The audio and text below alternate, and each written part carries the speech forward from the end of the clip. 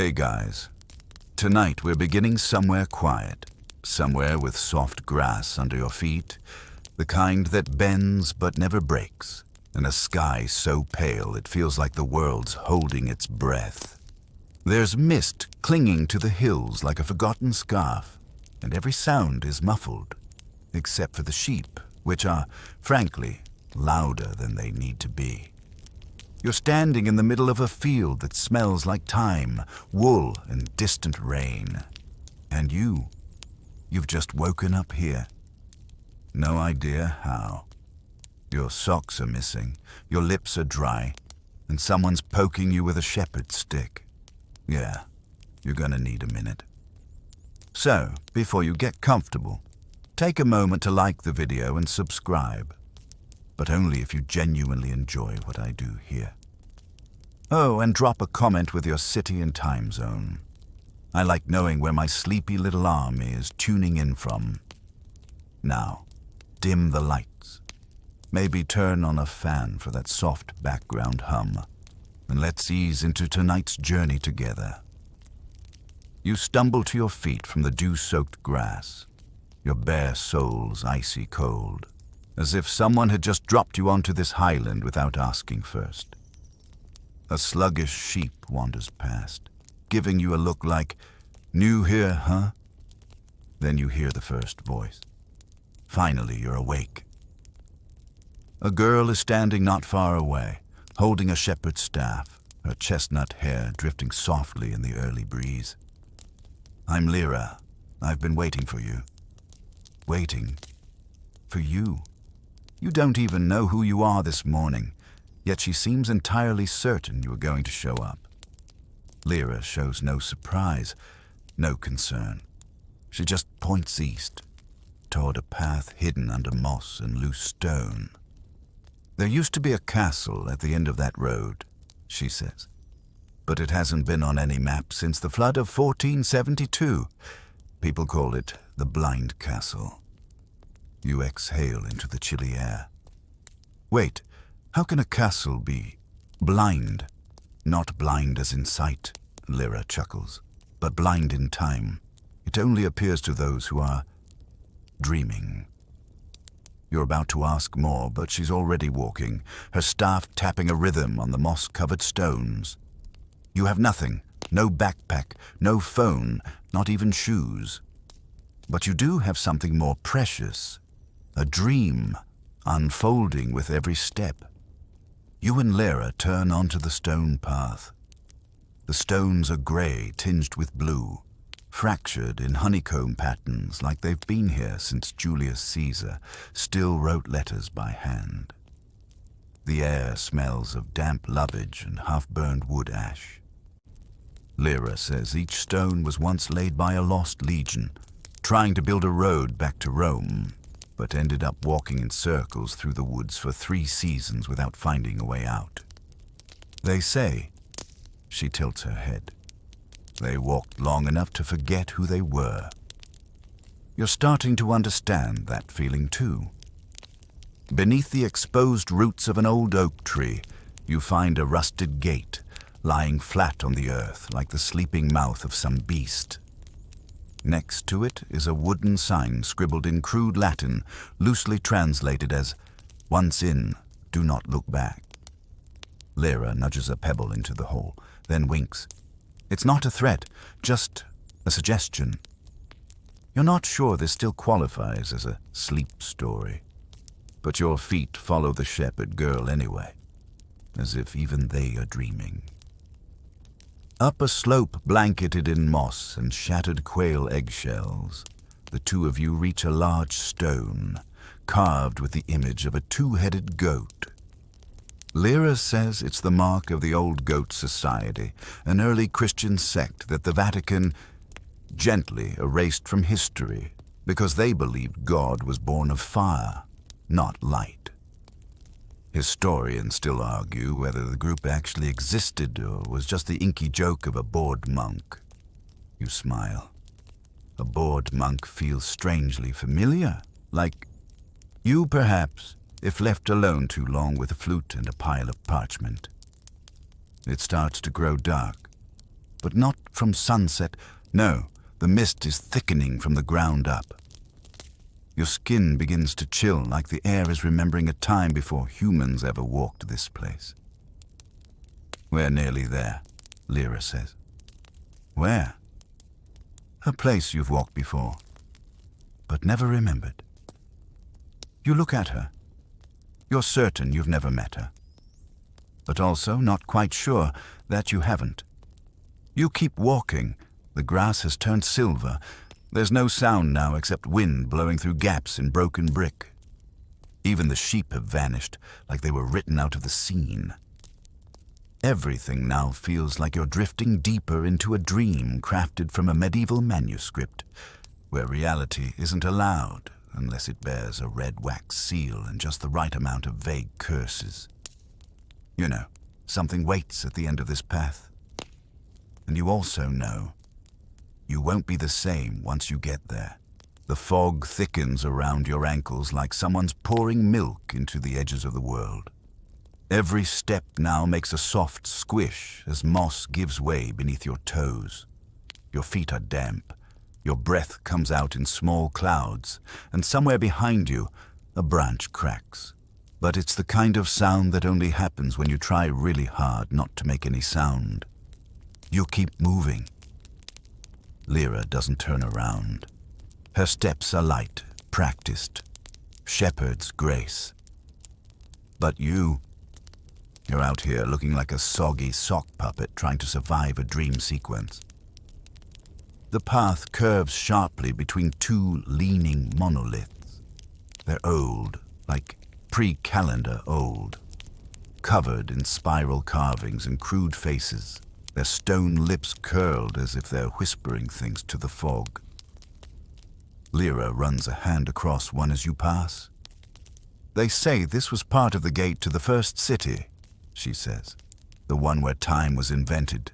Before that, people just existed. You snort. I exist now and I'm late for everything.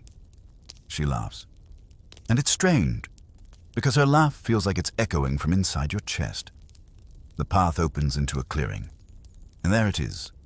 Not the castle. Not yet. Instead, a massive bronze cauldron, half sunken in earth, as big as a hot tub, but somehow colder than the wind. There are tools scattered around it, rusted tongs, ladles, shards of bone, and beside it, a small engraved sign barely legible under lichen. Meroa, do not stir. Lyra crouches down, brushes away moss with her sleeve. This was forged in Nubia, she says. Some say it's where Cleopatra hid her last prayer. Others think it was just a soup pot. You peer inside. It's empty, sort of. Because staring into it feels like staring into an unplugged TV at 3 a.m., just static and something almost behind it. You blink and step back. Lyra watches you, face unreadable. Most people look in there, she says softly, and see themselves crying. You definitely weren't crying. Just misty-eyed. From the fog. Definitely the fog. You press on. Past an old sundial half-eaten by vines. Past a cluster of willow trees that hum gently when you walk beneath them, like monks mumbling lullabies in a foreign key. And then, out of nowhere, a road. Not stone, but Roman concrete. Cracked, but surviving, running dead straight through the forest like someone insisted on logic in a place built for nonsense. This is Via Claudia, Lyra explains. It used to connect fortresses in Germania to Rome.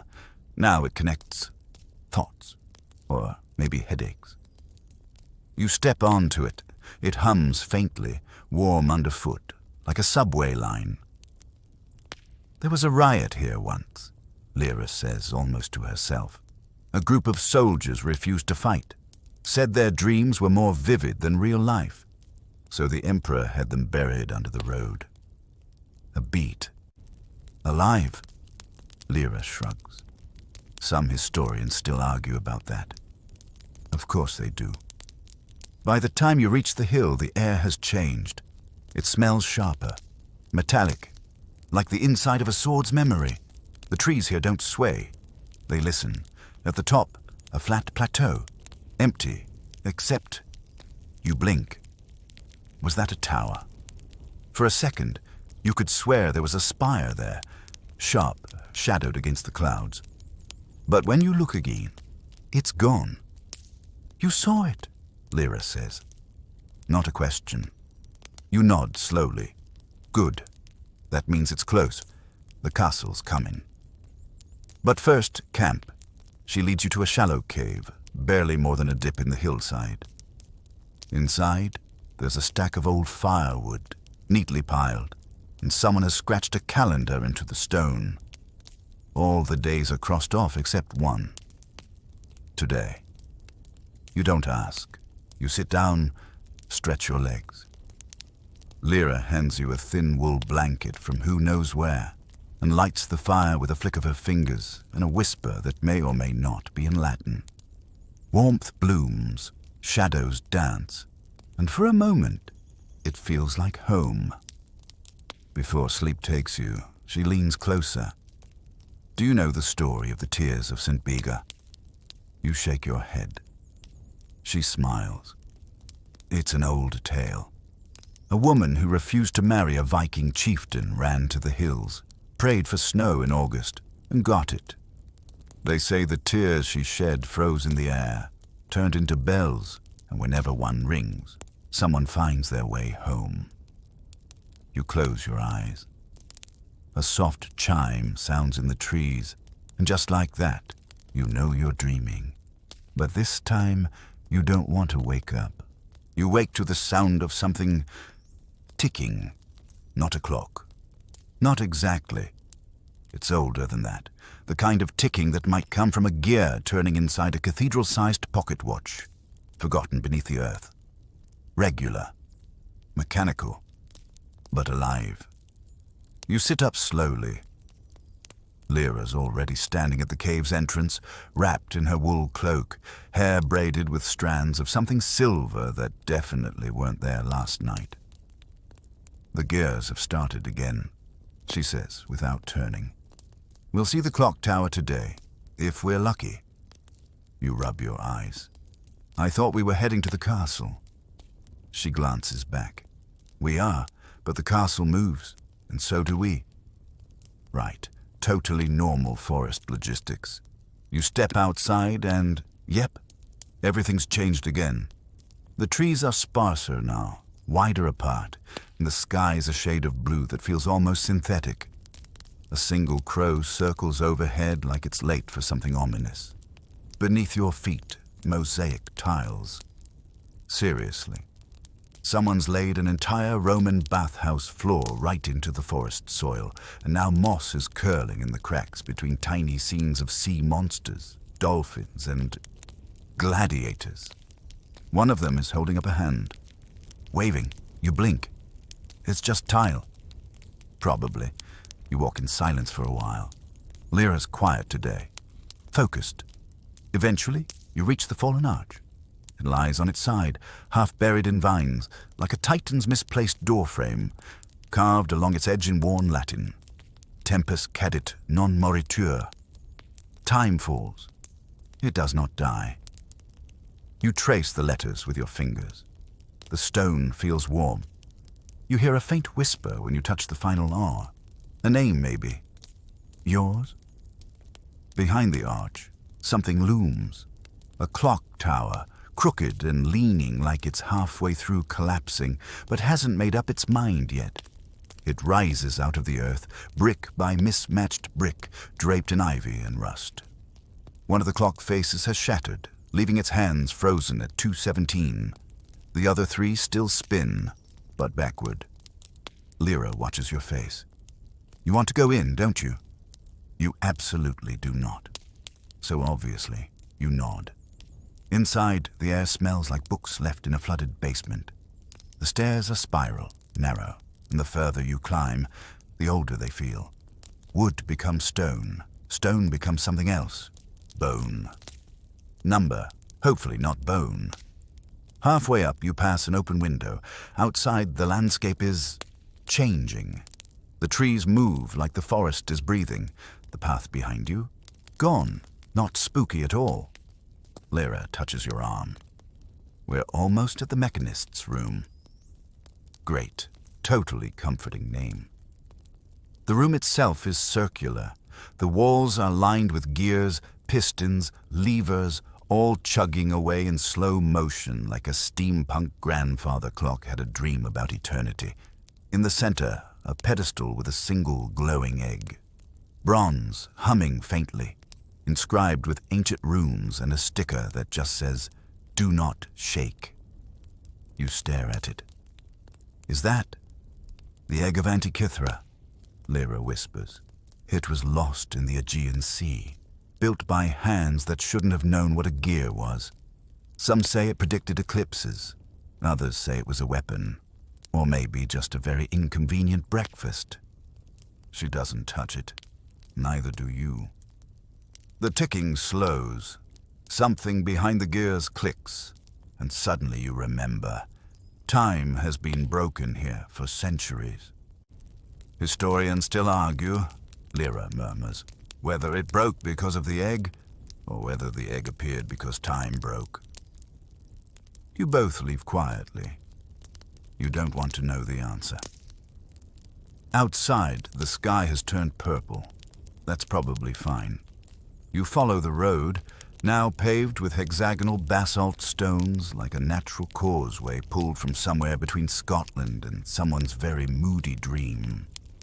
You pass a tree carved full of names, some modern, some ancient, one in Greek, one in runes, one that looks suspiciously like your own handwriting. You don't remember doing that, but you don't stop walking. As twilight deepens, you come upon an abandoned observatory, its dome cracked open like a walnut. Inside, vines wind around ancient telescopes. Charts of constellations drift through the air, ignoring gravity, as though too bored to be pinned down. There's a faded mural on the ceiling, a shepherd girl in a starry cloak, holding a lantern. Her eyes follow you. You feel something tug at your sleeve. It's Lyra. She points to the mural. That's her, she says. The first one. You blink. The first what? She doesn't answer. Instead, she sits back against a pillar and begins to hum. A lullaby, slow and strange. You don't know the language, but it sounds like a goodbye. You lie down on a dusty rug beside her. The stars overhead begin to move. No, rotate. You're not under the sky. You're under a machine, one that forgot it was supposed to end. You let your eyes close, just for a moment, just until the next tick. You dream of a field that stretches too far. Grass brushes your knees, except it's not grass. It's fine parchment, torn from 1,000 forgotten scrolls, each blade inked with faded words you almost recognize. Your feet crush fragments of stories as you move, and the sky above isn't sky but canvas. Someone's been painting over it, layer by layer, gods, queens, wars, fish, until it's more collage than heaven. When you wake, the paper field is gone. But the words have followed you. They're crawling gently over your arms now, glowing script shifting in the early light. You squint at one. It says Pompeii. Oh, good, you mutter. Nothing says relaxing forest walk like volcano references. Lyra is already up, poking at a pile of what looks like melted coins beside a scorched tree. They fell here, she says. The ash took them before the fire did. They were trying to build a second city. You glance around. There are outlines in the ground, walls, foundations, footsteps, all baked into the earth like the world just forgot to finish baking them. Wait, you say. Are we in Pompeii? She smiles faintly. But Pompeii is in here. Ah, right. Forest logic again. As you move forward, the trees thin, then disappear entirely. What opens up before you is not a meadow. Not a mountain pass, but something between, a valley of broken columns. White marble stumps dot the landscape like the shattered teeth of giants. Some lie sideways, carved with scenes of ancient feasts, gods mid-sneeze, battles won and immediately regretted. Others are standing somehow, held aloft not by physics, but by an arrogant refusal to fall. You walk among them and Lyra tells you the stories. That one, she points, was from the Temple of Artemis, the real one, not the tourist version. You blink. I thought that was in Turkey. She shrugs. So does Turkey. There's one column, taller than the rest, still mostly intact. It has a ring of crows perched around the top, all facing inward, watching something you can't see. You don't climb it. At the far edge of the valley, you find the ship's stone. It looks like a sail, just a sail, sticking out of the earth. 30 feet tall, made of metal that remembers the ocean, rusted but solid. There's an inscription along its edge in Phoenician. Lyra reads it aloud, voice low. We left when the stars forgot our names. Then, she says, they think it came from Carthage. Some of the ships could fold into the sea, then vanish entirely. Others think it was from Atlantis, but that's just when people get bored of not knowing. You walk the length of the buried hull. It hums, just barely. Like it wants to sail again, you place your palm against it. The vibration shifts, and suddenly you're somewhere else. You're not standing anymore. You're kneeling in a courtyard, stone beneath your knees, warm from sun that no longer exists. Around you, shadows wearing togas, moving without sound. You're in the middle of a Roman trial, except the defendant is a pigeon, and the judge is also a pigeon, wearing a laurel crown. You blink, it's gone. Lyra's staring at you, amused. First vision, you nod. She claps you on the shoulder. They get worse. As night falls, the wind picks up, carrying with it a scent you haven't smelled since childhood. Hot wax, old book, and something distinctly museum-y, like dust that's been curated. You reach a small hill and see it, an amphitheater, half sunk in earth, ringed by torches that refuse to flicker. They burn steady, defiant, like they know they were lit for something important. Lyra steps into the arena, and without a word, the torches flare.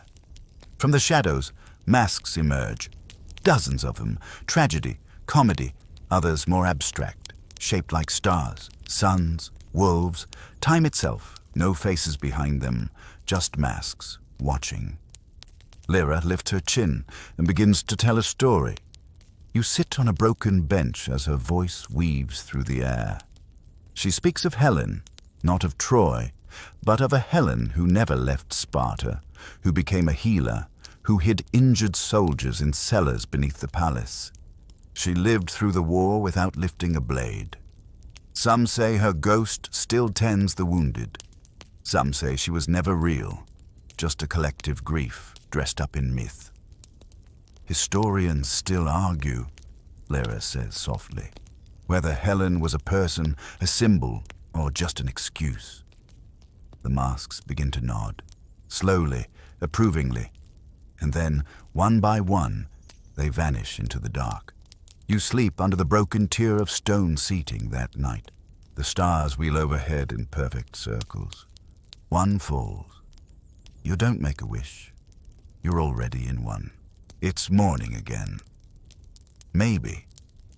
The light filtering through the trees is pale and directionless, like someone forgot to assign it a sun. Everything is quiet.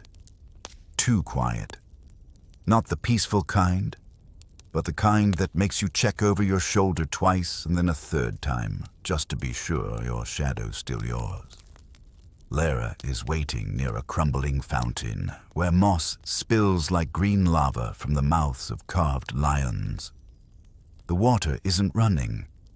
It's standing still, literally still, frozen mid-ripple like it's posing for a painting. "We're almost at the library," she says, "or at least the part that survived." You raise an eyebrow. "Which library?" She doesn't blink. "All of them." The path narrows as you walk, and soon you're pushing aside vines that look suspiciously like rolled-up scrolls. Some of them whisper when your sleeve brushes them, mostly in Greek. Eventually, you reach it. The Forest Library. At first, it doesn't look like much. Just a clearing with stacks of books rising from the ground like trees. Some bound in leather, others in metal, a few with spines made of bone or coral. They tower overhead, dozens of feet high, arranged in impossible spirals and columns. And yes, one of them is actively smoking, not on fire, just disapproving of oxygen. A raven flutters past with a bookmark in its beak. It drops it at your feet. You pick it up. It says, "If found, please return to Hypatia." Alexandria. Before the burning.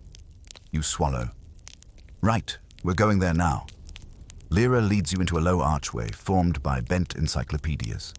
Inside, the temperature drops. Candles hover midair. Pages flutter around like butterflies.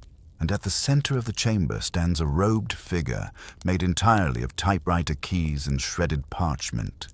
It gestures to a desk. "You may read." It creaks. One question, one book. You sit. The chair groans like it hasn't held a living being since the invention of sarcasm. The book opens itself. The title, "The Girl Who Rebuilt Time." You look at Lyra. She doesn't look surprised. The story inside starts with a shepherd girl in a ruined village. Alone, quiet. She begins collecting scraps, broken tools, lost myths, unfinished clocks. And slowly, carefully, she starts to stitch the world back together. The girl's name? You skip ahead. It's Lyra. You close the book. She's not just a guide, is she? The librarian doesn't answer. It just tips its head and disintegrates into a pile of footnotes. Lyra steps forward, not meeting your eyes. "There are others," she says. "Other versions of me. Some stayed in the castle. Some never left the mountains. One built a calendar that stretched across 12 dimensions. I got stuck in the woods." You nod, slowly. "And me?" She looks up. "We're still reading your chapter."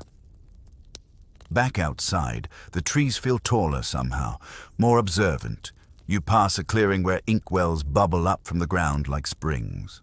"Writers used to come here," Lyra says, "to drink the words they hadn't written yet.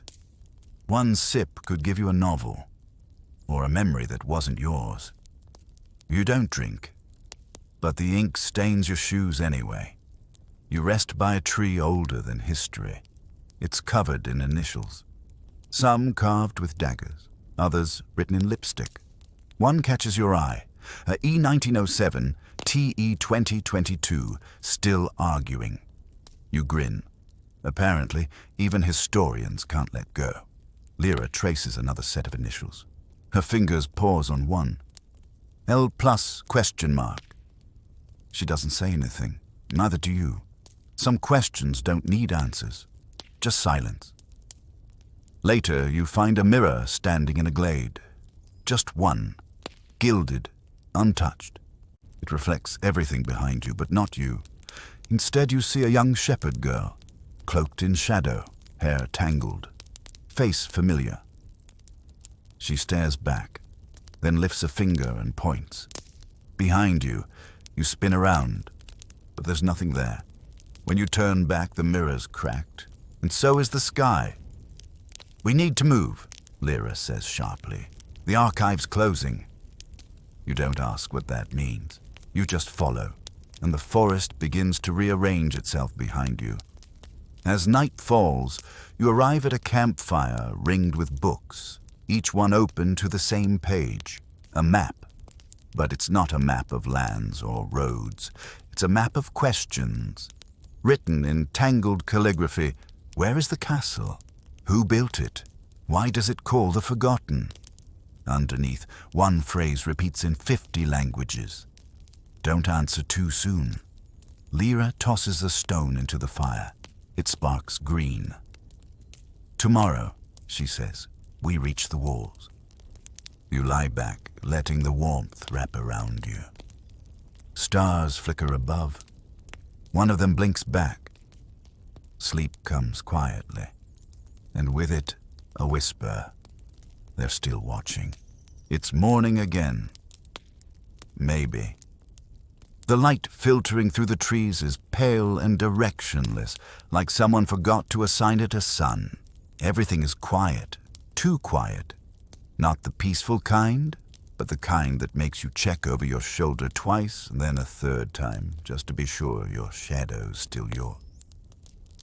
Lyra is waiting near a crumbling fountain where moss spills like green lava from the mouths of carved lions.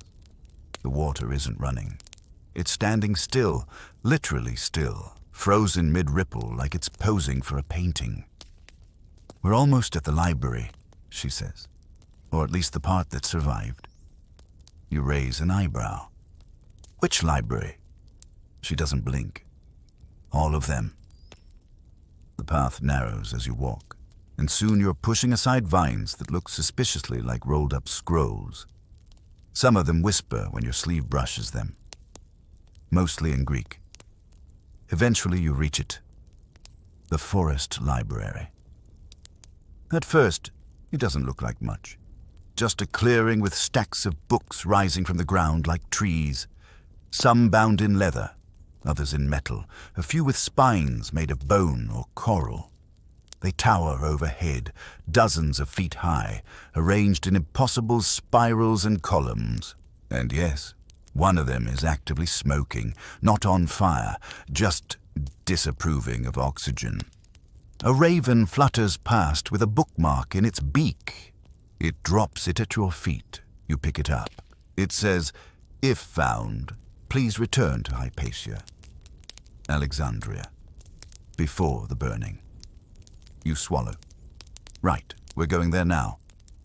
Lyra leads you into a low archway formed by bent encyclopedias. Inside, the temperature drops. Candles hover midair. Pages flutter around like butterflies. And at the center of the chamber stands a robed figure made entirely of typewriter keys and shredded parchment. It gestures to a desk. You may read. It creaks. One question, one book. You sit. The chair groans like it hasn't held a living being since the invention of sarcasm. The book opens itself. The title, The Girl Who Rebuilt Time. You look at Lyra. She doesn't look surprised. The story inside starts with a shepherd girl in a ruined village. Alone, quiet. She begins collecting scraps. Broken tools, lost myths, unfinished clocks. And slowly, carefully, she starts to stitch the world back together. The girl's name. You skip ahead. It's Lyra. You close the book. She's not just a guide, is she? The librarian doesn't answer. It just tips its head and disintegrates into a pile of footnotes. Lyra steps forward, not meeting your eyes. There are others, she says. Other versions of me. Some stayed in the castle. Some never left the mountains. One built a calendar that stretched across 12 dimensions. I got stuck in the woods. You nod, slowly. And me? She looks up. We're still reading your chapter. Back outside, the trees feel taller somehow. More observant, you pass a clearing where inkwells bubble up from the ground like springs. Writers used to come here, Lyra says, to drink the words they hadn't written yet. One sip could give you a novel, or a memory that wasn't yours. You don't drink, but the ink stains your shoes anyway. You rest by a tree older than history. It's covered in initials, some carved with daggers, others written in lipstick. One catches your eye. AE 1907, TE 2022, Still arguing. You grin. Apparently, even historians can't let go. Lyra traces another set of initials. Her fingers pause on one, L plus question mark. She doesn't say anything. Neither do you. Some questions don't need answers. Just silence. Later, you find a mirror standing in a glade. Just one. Gilded, untouched. It reflects everything behind you, but not you. Instead, you see a young shepherd girl, cloaked in shadow, hair tangled, face familiar. She stares back, then lifts a finger and points. Behind you. You spin around. But there's nothing there. When you turn back, the mirror's cracked, and so is the sky. We need to move, Lyra says sharply. The archive's closing. You don't ask what that means. You just follow, and the forest begins to rearrange itself behind you. As night falls, you arrive at a campfire ringed with books. Each one open to the same page. A map. But it's not a map of lands or roads. It's a map of questions. Written in tangled calligraphy. Where is the castle? Who built it? Why does it call the Forgotten? Underneath, one phrase repeats in 50 languages. Don't answer too soon. Lyra tosses a stone into the fire. It sparks green. Tomorrow, she says, we reach the walls. You lie back, letting the warmth wrap around you. Stars flicker above. One of them blinks back. Sleep comes quietly. And with it, a whisper. They're still watching. You wake to a sound that doesn't belong. Not bird song, not breeze, but a low mechanical click, like something ancient remembering how to function. You blink up at trees half draped in the fog and realize the forest smells warmer today, almost metallic, almost electrical. Lyra is already moving, silent and swift, cloak brushing dewy grass as if she's walking through memory. Today, she says, not turning. We reach the walls. You sit up slower than you'd like. Your body feels like you borrowed it from someone who lost a battle in their sleep. The ink stains from last night have spread, tracing letters across your skin in languages you can't read. You flex your fingers. The words flex back. By mid-morning, the trees begin thinning into straight lines. Not natural ones, engineered ones. You're walking through an orchard of stone where trunks are pillars and canopies are broken domes. Columns rise in mismatched pairs, Corinthian beside Doric, Gothic leaning against Khmer, Aztec stacked on something suspiciously IKEA-shaped. This used to be the archive courtyard, Lyra says, back when ideas didn't need passports. You reach a gate made of bone. Just one femur, tall as a man, wedged across two stelae carved with forgotten contracts. A copper plate dangles from the middle, etched with two symbols, a wolf's eye and a burning apple. You pause. Was this some kind of university? She grins, more like a debate club with better funding and worse manners. Beyond the gate, the ground tilts slightly uphill.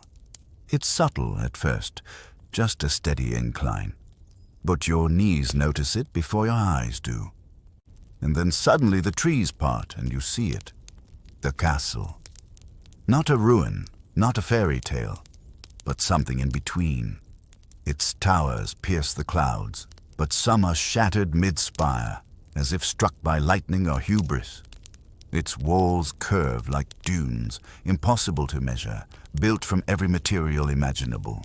Sandstone, jade, obsidian, collapsed manuscripts, compacted coral. Parts of it flicker, parts of it breathe. And yet the strangest thing is the sound. A deep, rhythmic thrum like a slowed-down heartbeat played through cathedral bells. You don't hear it so much as feel it. Your teeth vibrate softly in your skull. Lyra watches you absorb it. It wasn't always here, she says. Some say it fell, others say it grew. And some, she pauses, say the girl built it, one dream at a time. You look at her, She you? She doesn't answer. Instead, she hands you a mask. It's simple. Bronze, smooth. Just 2 empty eye holes and a curve where a mouth should be. It hums faintly in your hand. You'll need it to enter, she says. They only let masks through. You hesitate. Who's they? A pause. The keepers. You put it on. The world tilts. Suddenly, everything is slower. The wind's in slow motion. Your footsteps echo even though there's no stone. And Lyra. Lyra is taller somehow, and glowing faintly. Or maybe that's just the mask filtering reality in uncomfortable ways. You walk toward the first wall. It's not guarded, but it watches. Hundreds of stone heads line the ramparts, each different, each with wide, seeing eyes.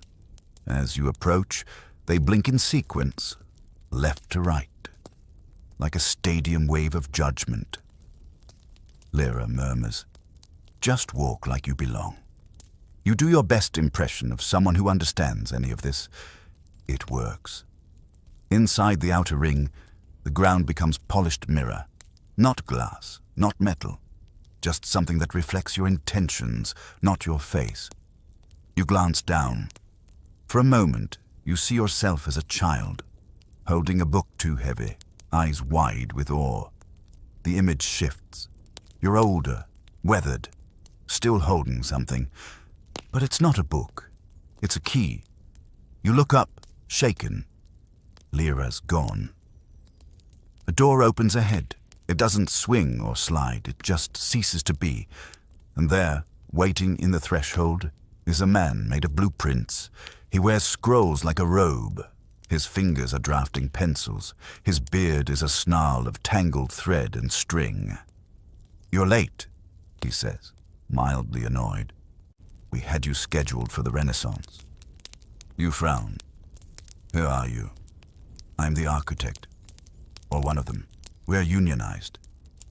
He gestures for you to follow. Inside the castle, it's a cathedral of contradictions. One hallway is lit by gas lamps, the next by starlight. A staircase leads both up and sideways. Murals shift depending on who's looking at them. When you glance away, you could swear that Alexander the Great just gave you finger guns. In a quiet gallery, you pass a fresco of the Black Death, but everyone in it is wearing little party hats. You raise an eyebrow. The architect shrugs. Comic relief. Eventually, you reach a vast room filled with clocks, thousands of them, all ticking, none in sync. Grandfather clocks, pocket watches, sundials spinning under artificial suns. One is just a potato with a fork in it. They all tick, but none match your pulse. The architect leads you to one particular. It's a shepherd's staff, bent into a crescent, and hanging from it is your name, just your name. You reach out. It stops ticking.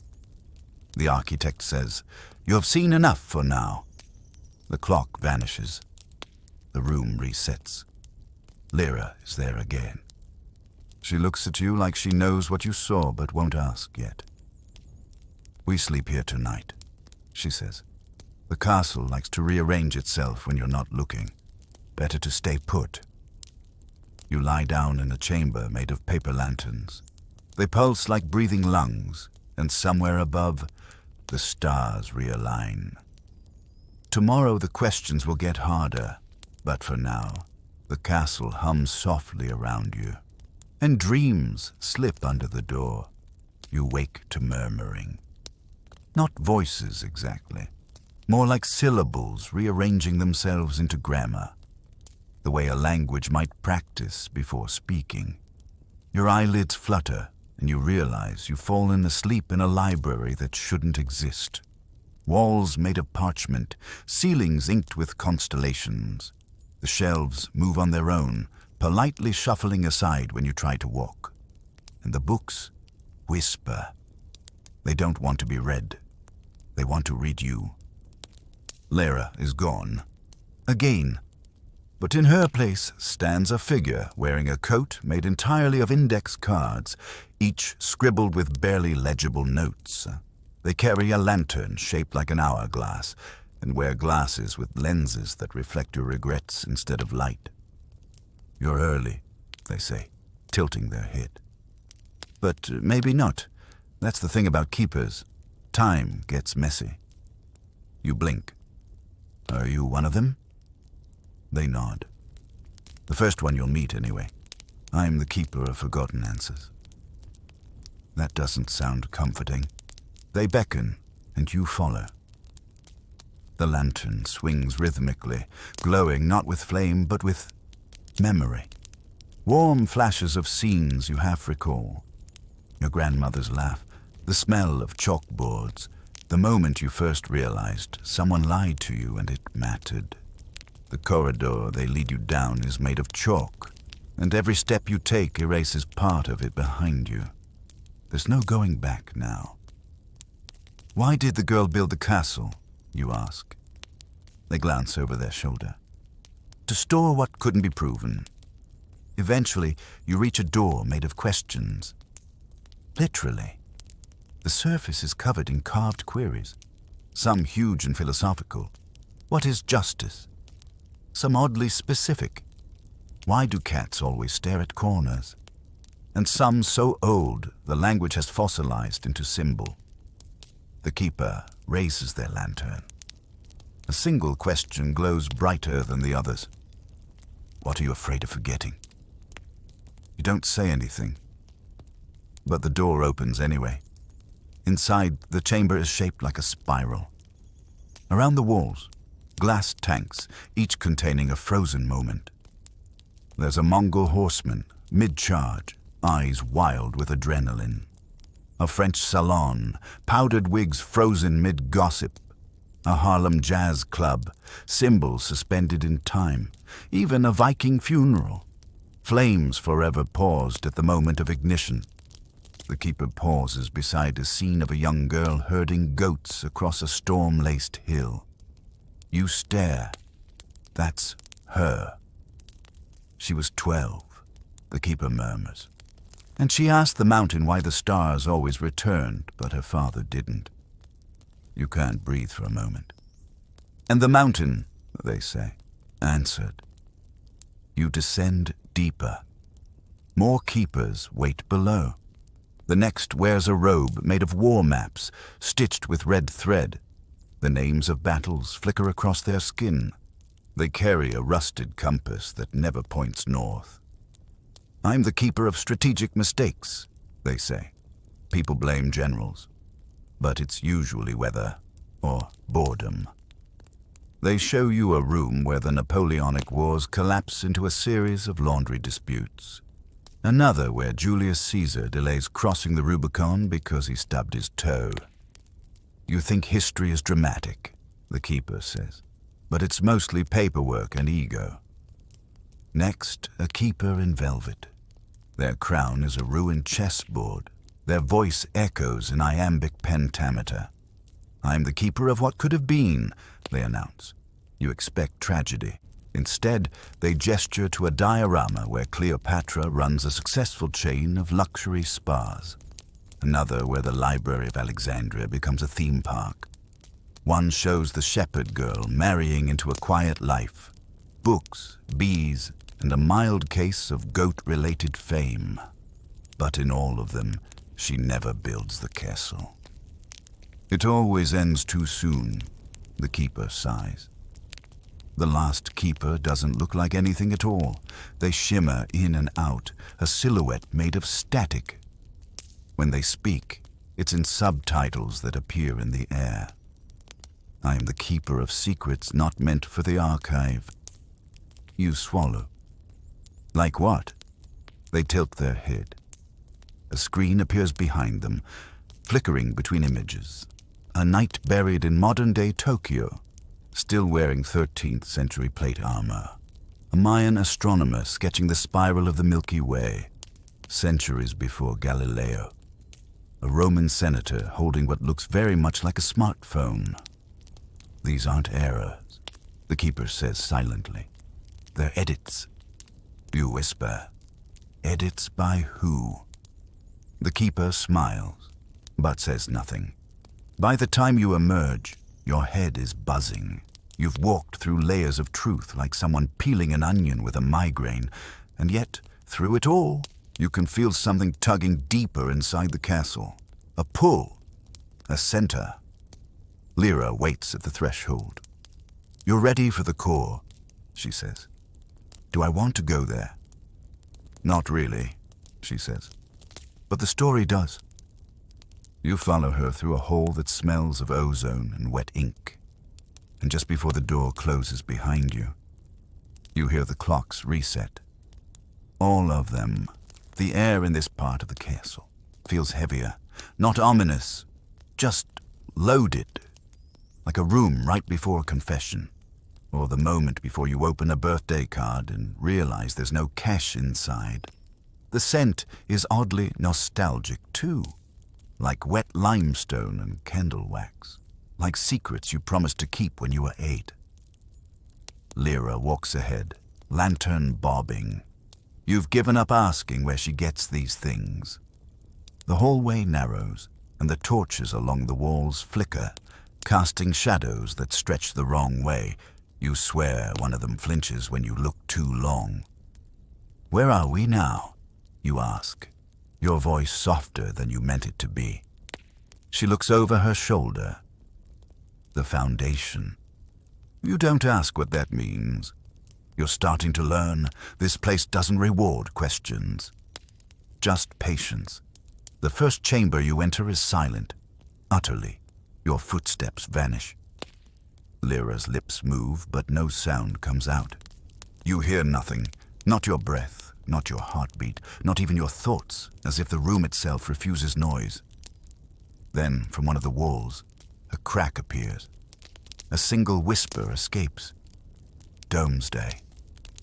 Suddenly, the silence fractures. The air fills with voices, accents from across centuries shouting inventory, cattle, land, names, debts. You're standing inside a manifestation of the Domesday Book, 1086, commissioned by William the Conqueror. England's massive land survey, but here it's alive, breathing, judging. You try to move, but the room weighs you down with bureaucracy. So much parchment, so much ink. Lyra shoves open a hidden door with her elbow. Too much tax talk, she mutters. Let's keep going. Next is a chamber drenched in golden light. A tall figure in Byzantine robes floats slightly above the floor, their eyes covered by a veil sewn from silver threads. I am the curator of Imperial Dreams, they say, voice like honey in cold water. This room remembers Constantinople. You're shown the Hagia Sophia in its prime, gold mosaics glittering like galaxies, but also the sieges, echoes of cannon fire, the sound of Latin being mistranslated into ruin. Lyra touches a broken tile on the wall, revealing a hidden image beneath. A woman. Not a soldier, not a ruler. Just a market baker, clutching a loaf of bread as the city fell. That's the part no one archives, the curator sighs. Who was baking, who was weeping, who was waiting for someone that never came home. You nod. There's something devastating about being remembered only through what survives. The spiral staircase now descends. Each step is inscribed with a year, some recognizable. 1492, 1776, others blurred or crossed out like forbidden knowledge. You trip once, but the step moves to catch you. The castle doesn't want you to fall, not yet. Halfway down, the wall beside you shivers. A fresco forms, a crowded room of powdered wigs, ink-stained fingers, and too many egos. Welcome to the Enlightenment salons of 18th century Paris. Someone is passionately defending the merits of liberty while drinking wine that's mostly vinegar. You lean in. One woman scribbles furiously in the corner. She isn't famous, but she's brilliant. And she's the one who suggested the decimal system. The others just took credit. Lyra whispers. She wrote it on a napkin. The napkin, still framed in a chamber you'll see later. You pass a hallway of doors, each marked with a lost library. Timbuktu, Nalanda, Baghdad, Alexandria. Some doors are warm to the touch, others bitterly cold. A few whisper as you pass. One mutters, "It was the mold that did us in." You stop. Lyra shrugs. Not every tragedy has flames. Some just rot slowly. You find that deeply upsetting. You keep walking, and then a chamber unlike the others. Not historical, not even chronological. It's a room of regrets. Yours and hers. Floating memories. Lyra watches silently as you see your old classroom. A birthday party you didn't attend. A conversation you should have had. A goat you once let wander too far. In the center is a table. A chessboard rests atop it, mid-game. She sits. Your move. You hesitate. "It's always your move," she says, not unkindly. "That's the terrible beauty of free will." You make one. She smiles. "Check." You groan. "History's rigged." She laughs. "Obviously." You walk again. One chamber hums like a heartbeat. Inside, a globe spins, not Earth, but something older, flatter. A pre-Copernican world where dragons mark the edges. You're reminded that medieval cartographers believed sea monsters denoted incomplete knowledge, not fiction. They mapped what they feared, not what they saw. Lyra touches the globe. It winks out. You're left staring at nothing, until another globe appears, smaller, fragile. Yours. The castle is adapting. Every answer adds another room, she says. Every choice opens another corridor. You realize this isn't a maze. It's an archive that reacts to belief. Finally, the corridor narrows again. The walls are stitched with time. You hear music, the faint tremble of a glass harmonica. It was banned in some places for causing melancholy. You get it now. At the end is a mirror, not of glass, of memory. You approach. Lyra does not. "You'll see something different," she says. "Everyone does." You lean in. And there, reflected back, not your face, but your impact. The stories you've forgotten. The people who remember you, even when you don't remember them. A goat's bleat somewhere far off. A girl standing alone at the edge of a hill. A castle rising, not from stone, but from recollection. And then darkness folds around you like velvet. Your footsteps sound deeper now, heavier. You're not just walking through a castle. You're walking through the structure of memory itself. And it's about to show you something it has never shown anyone before. It takes a moment for your eyes to adjust. The stairs you've just descended vanish behind you. Literally. Not in the metaphorical, you can't go back way. Though, yes, there's that too. But in the steps just turned to mist and forgot they were ever stone kind of way. The chamber you're standing in now is vast. No walls, no ceiling, just a dim expanse like the inside of a sleeping god's thought. The ground beneath your feet pulses faintly, like it's breathing. Lyra doesn't step forward. She stops at the edge and gives you a look that says, "This next part, you're on your own." "Every archive has a basement," she says softly. "This is the castle's." And then she fades. Not dramatically, just like she was never entirely there to begin with. You take a breath and step into the archive of origins. At first, it feels like you're walking through fog. Not cold, not wet. Just fog that's historical. Whispers fill the air. Languages you almost recognize. Sanskrit, Akkadian, Sumerian. Some just clicks and whistles and the rustle of reeds. Then A structure begins to form. Massive pillars rise up, made of etched bone and fossilized ink. They hold up nothing, just memory. And in the center, lit from within by a soft golden glow, is the very first memory the castle recorded. Not a battle, not a treaty, not a coronation. A girl, a shepherd. She's kneeling in the grass, tending to a wounded sheep. It's Lyra, or someone who will become Lyra. Her hair is shorter, her hands are clumsy. She's humming a tune that hasn't existed in millennia. This is the origin of her myth. The girl who wandered too far and found something older than history. The castle found her, or maybe she made it. You feel something flutter against your wrist, a page, blank, waiting. You sit on a stone near the edge of the scene. The moment is still unfolding. Lyra, young Lyra, is fashioning a bandage from her tunic, whispering to the sheep in some lost dialect.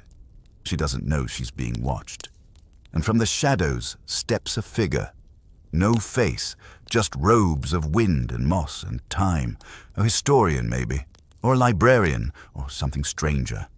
It offers her a stone, not precious, just smooth. And from that, the castle began to build itself around her. Room by room, not trap her, but to preserve what she remembered. The sheep, the song, the shape of her village, the name of her mother's bread. It's not grand, but it's complete. And for this castle, that's everything. Then the scene shifts. You're pulled forward in time, but only a little. Lyra is older now, teenaged, fierce, furious. She's in the castle's early halls, scribbling across a parchment, drawing maps, writing rules. Rules like, every room must remember something real. Every guest must leave behind one truth. No corridor shall lead only to itself. You see her locking away rooms, destroying false doors, punishing memories that lied. The castle listens and changes. You feel a pang of guilt. Have you given it any truths yet? But then a whisper near your shoulder. You've given enough just by walking. That makes you feel slightly better. Slightly. You move again. The next chamber is small, round, intimate. It holds only 3 things. A bronze sickle, dulled with use. A cooking pot, blackened with age. A leather sandal, worn through at the heel. Neolithic domesticity, murmurs a voice from nowhere. The real foundation of civilization. A wall glows softly, and you see a reconstructed scene. A woman in a reed hut, stirring stew while a toddler chews on a stick. Outside, someone is harvesting millet with that same sickle. And guess what? They look content, not heroic, not epic, but not miserable either. History often forgets these people, the ones who didn't conquer or rebel, the ones who just lived and kept the world turning. You smile. The sandal's heel is cracked right where your old hiking boots used to give out. Same struggle, different century. Then the darkness returns, but richer now, almost warm. A corridor lights up slowly with the faint green glow of fireflies. Except they're not fireflies. They're entries. Every firefly represents a memory placed here by someone who walked this path before you. You recognize none of them, and all of them. A child's first snowfall, a lover's last words, a meal made with more hope than ingredients. One drifts toward you. It whispers, Pompeii wasn't the only city that burned. You nod. Historians still argue about what was lost. It adds before flickering out. You think about the things you've lost, the things you've let slip, and the things you still carry even when you say you don't. You keep walking. And then, there it is. A staircase. Stone, worn smooth by centuries of feet. At the top, a small wooden door. Doesn't look like much, but Lyra's voice returns. Soft, close. That's where we kept the first contradiction. You ask, what contradiction? She says, that someone can be both real and not real, remembered and forgotten, alive and mythical. You pause with your hand on the handle. This is where the shepherd girl's story bends, where she stops being a person and starts being a story, where everything becomes a little less literal and a little more true. You take a breath and step through. The door creaks, not out of rust, but out of reluctance, like it remembers everyone who's come through and doesn't think you're ready. Too late for that now. Inside is a room so small you wonder if it's a joke. After all that grandeur, the archives, the fireflies, the fossilized whispers, this chamber is barely larger than a closet. But the air here is thick, heavy with meaning. You feel like you've stepped inside a sentence that's waiting for its verb. In the center of the room stands a single object, a mirror, oval, slightly warped, framed in what looks like charred olive wood, blackened but still fragrant if you lean in. You don't see yourself in it. You see her. Lyra again, but not young, not old. Somewhere in between. Her eyes meet yours, and she says, "You're almost ready." The room folds open like a blooming flower. You're standing in the great hall of echoes, and suddenly, you're not alone. Rows upon rows of reflections line the walls, each one a different version of Lyra, or you, or maybe both. There's a version of her in armor, her face streaked with soot.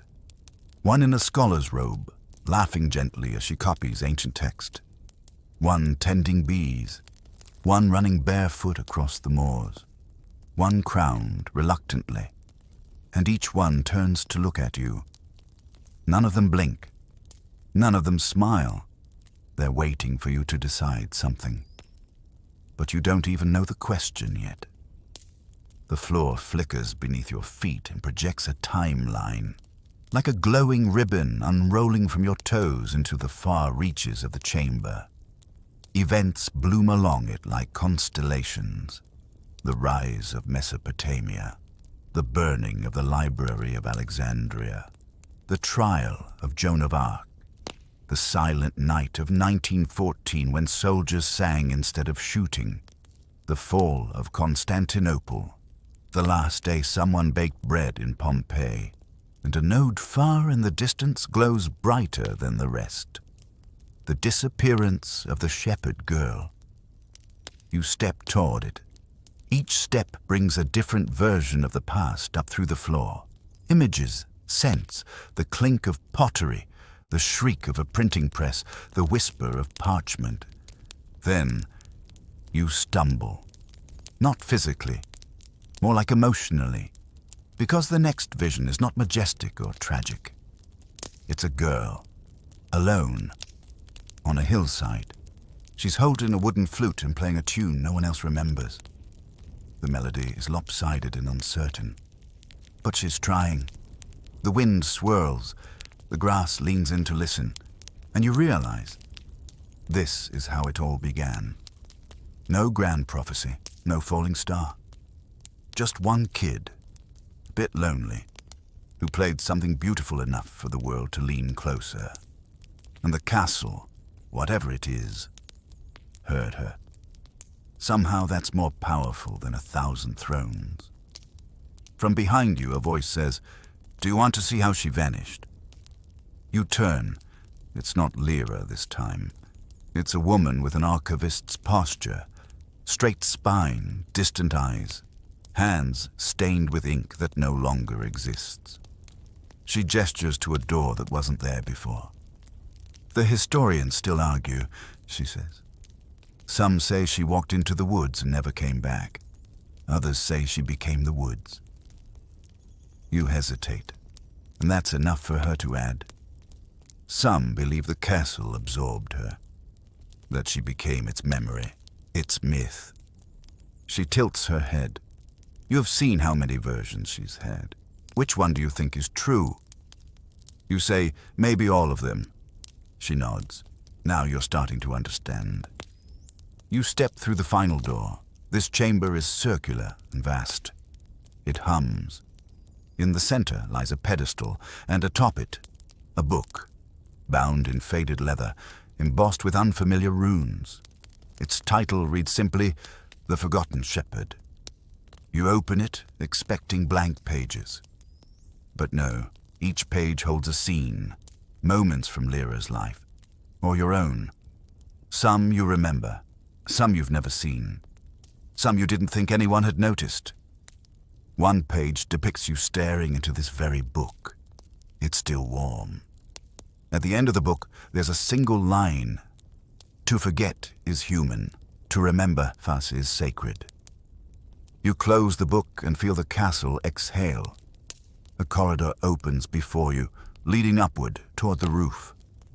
The stars are waiting, but before you ascend, you catch one last whisper in the dark. History doesn't care who you were. But stories, they remember everything. You walk. The ground beneath you is steadier now, as if the castle approves. You feel lighter. Not because the mystery is solved, there's still so much unanswered, but because finally you understand that the story was never about solving. It was about staying long enough to be changed by it. The sun has softened now. It slides behind columns like a shy actor at curtain call, spilling gold across the stones. Everything seems slower in the late afternoon, as if the city itself is loosening its sandals. The crowd in the agora begins to thin. Merchants pack up their figs and flattery. Philosophers argue quieter. Someone's goat has finally stopped screaming.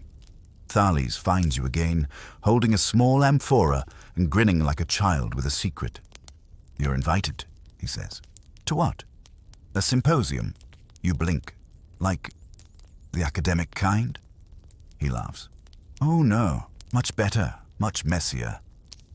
The symposium, not a seminar, not a lecture, not even really a party. It's more like what would happen if a dinner party, a poetry slam, and a wine tasting all got stuck in the same chiton and decided to wrestle. You follow Thales through narrow streets, past ivy-covered homes and graffiti that reads like ancient tweet threads. Pericles owes me 2 drachmae Demetrios. Eventually, you arrive at a house with wide stone steps, oil lamps flickering, and music drifting out in soft tendrils. Inside, marble floors, woven cushions, platters of dates, honey, and little fried things that look like they could either be seafood or punishment. Shoes off, tunic adjusted. You're ushered to a cushioned couch where people are already reclining, because in ancient Greece, we don't sit and drink. We lounged and philosophized. And tonight, apparently, you're doing both. A servant hands you a kylix, a wide, shallow cup painted with what appears to be a satyr juggling grapes. You take a cautious sip. It's strong, but it's mixed with water, as is proper. You're told only barbarians drink wine undiluted. You pretend to have always known that. The host, a man with a beard so well-oiled it might be flammable, stands up and claps his hands.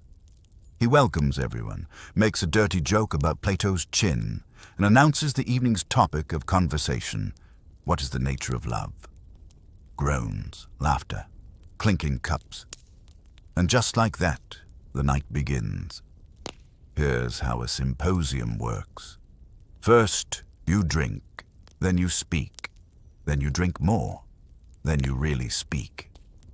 You're meant to reflect on high ideas while lying sideways and eating grapes, which sounds easy until your leg falls asleep and someone challenges your views on the soul.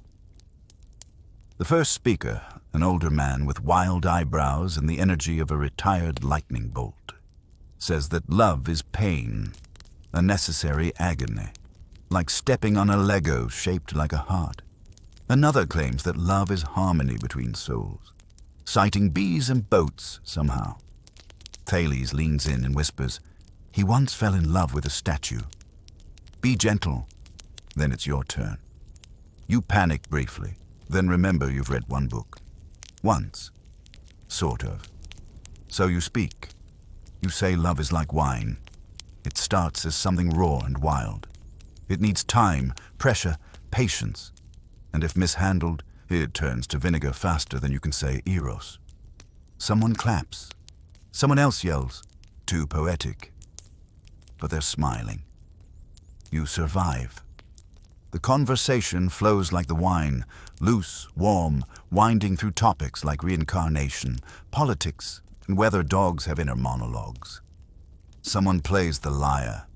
Someone else does impressions of city officials. At one point, a man recites a dirty ode to his neighbor's fig tree that makes even the satyr on your cup blush. But amid the laughter, something soft happens. A moment of quiet. Someone speaks of missing a loved one, of absence like an ache behind the ribs, of love that outlives its object. No one jokes. No one needs to. This, too, is the symposium, a space where thought and emotion braid together like ivy and stone, where even strangers, under lamplight and laurel, become almost timeless. You look around the room, reclining bodies, sleepy eyes, fingers idly tracing the rims of cups, and you realize this is the closest thing to a podcast ancient Greece has, except with more wine and significantly fewer microphones. Your head feels light, not drunk, just unanchored, like your thoughts are floating gently toward the ceiling, brushing the stars with their toes. Someone starts singing. Not well, but with enough heart that it doesn't matter. Eventually, you recline fully, eyes half-lidded, cup resting by your side. The last thing you hear is someone whispering a poem to no one in particular. Something about dawn, something about longing. And just before sleep tugs you down, someone murmurs, "Don't worry, we'll debate death next time." You smile.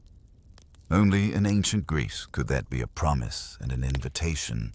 The rooster crows like it's mad at you personally. You sit up, sticky-eyed and crust-lipped, mouth tasting like honey, regret, and leftover fig jam. Someone's sandal is on your chest, a cup is in your hand, and a lyre string is wrapped around your left ankle like it's trying to propose. You're still at the symposium house. Or maybe it's a cousin of the symposium house. Hard to tell. The olive tree out front looks judgmental enough to be familiar. You stumble into the daylight, blinking like you've just emerged from a wine-drenched cocoon. A nearby fountain offers salvation. You lean over, splash your face, and wonder how anyone in history has survived more than 20 years without modern plumbing, toothpaste, or coffee. But no time for reflection, because today you're heading to the sanctuary of Demeter, where rituals are being held. Apparently, it's a sacred day. You don't remember volunteering for a sacred day. And yet, here you are, walking barefoot toward Eleusis with a handful of strangers, a mild headache, and a growing curiosity about ancient mystery cults. As you travel, your guide explains the basics. The Eleusinian Mysteries, a deeply spiritual event that promises to reveal the secrets of life, death, and what lies beyond. Only initiated participants may learn the truths. Also, there's cheese. You decide to be intrigued. The path winds through soft hills and poppy fields. Bees drone. The sky has that pale morning color that makes everything feel delicate. You pass shrines. You pass more goats. You pass a rock that, for reasons unclear, people are bowing to.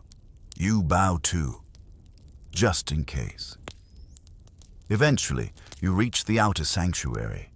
It's bustling. Pilgrims in white linen, priests with shaved heads and stern eyes, women weaving garlands. children scattering barley seeds like shy confetti. And then you meet her, your first real priestess. She's tall, veiled, and smells like myrrh and freshly turned soil.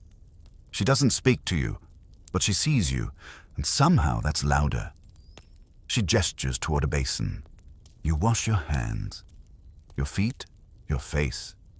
The water's cold and it sharpens you. You feel cleaner, not just physically, like your thoughts got rinsed too. Inside the telesterion, the great hall of initiation, you are blindfolded. Not for drama, for symbolism, the ignorant before understanding, darkness before revelation. You're led into the dark. You hear chanting, smell smoke and salt and something like burning flowers. A flute echoes, then silence, and then light. Just a torch at first, but enough.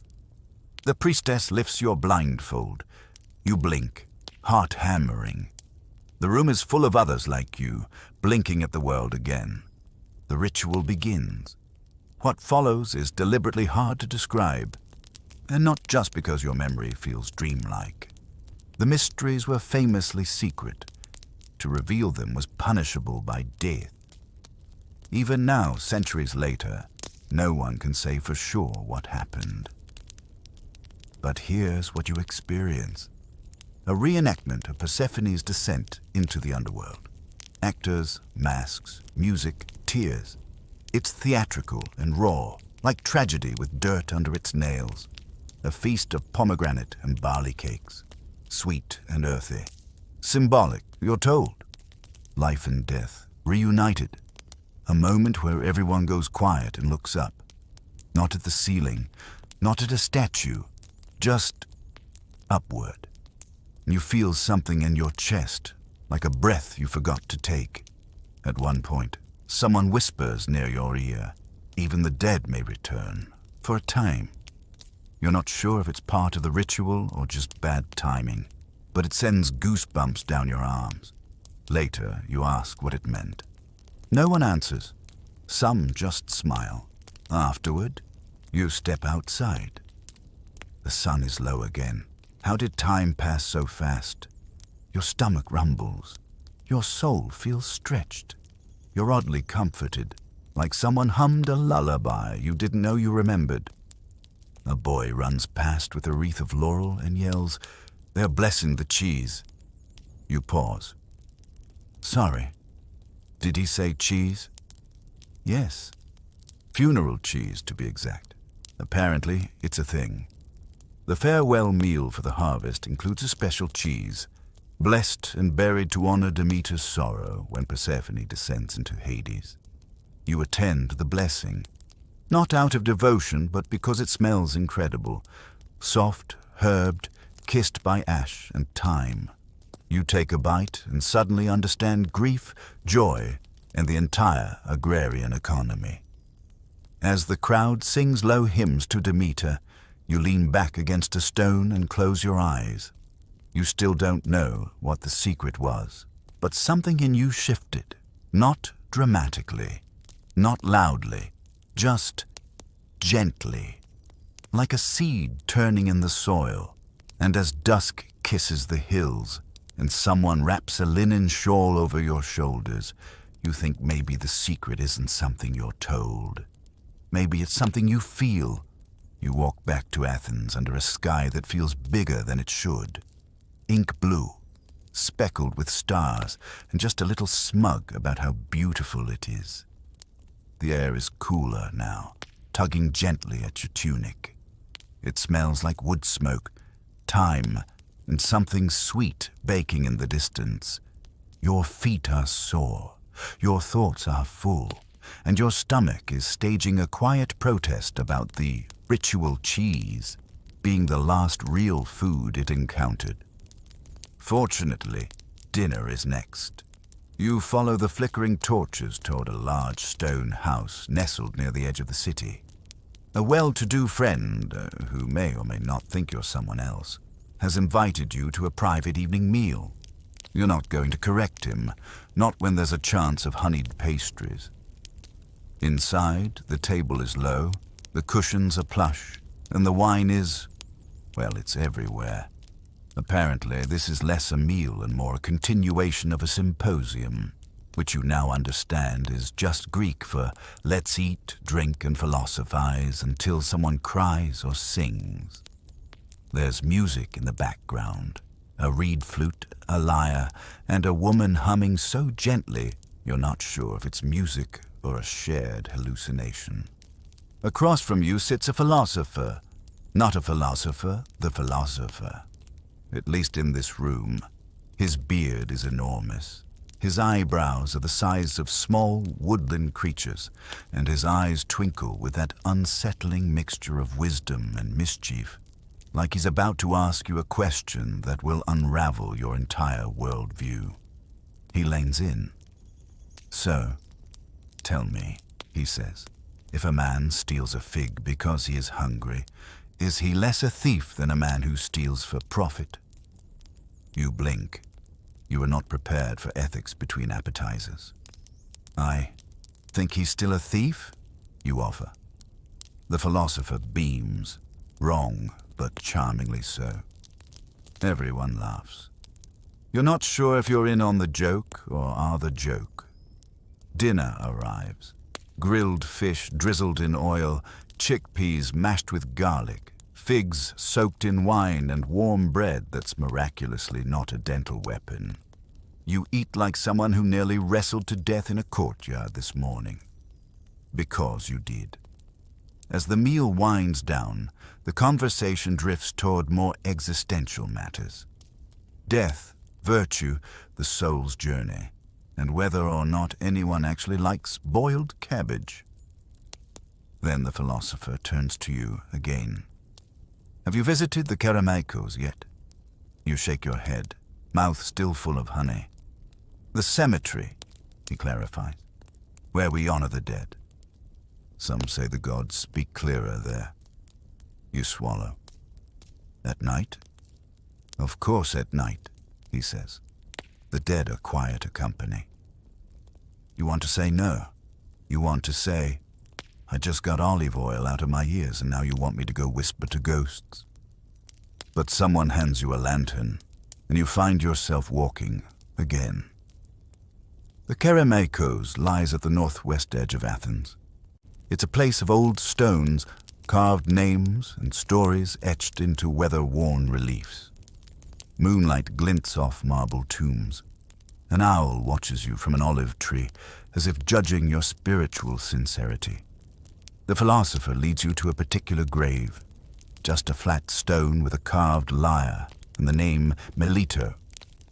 "Her songs," he says softly, "were so beautiful they were said to make figs sweeter and old men kinder."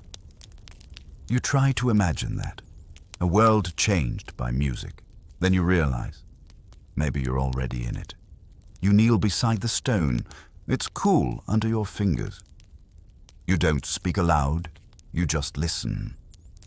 The breeze rustles through cypress trees.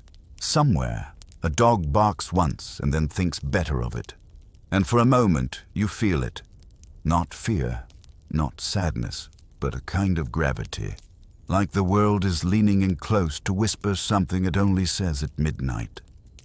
The philosopher speaks again, quieter now.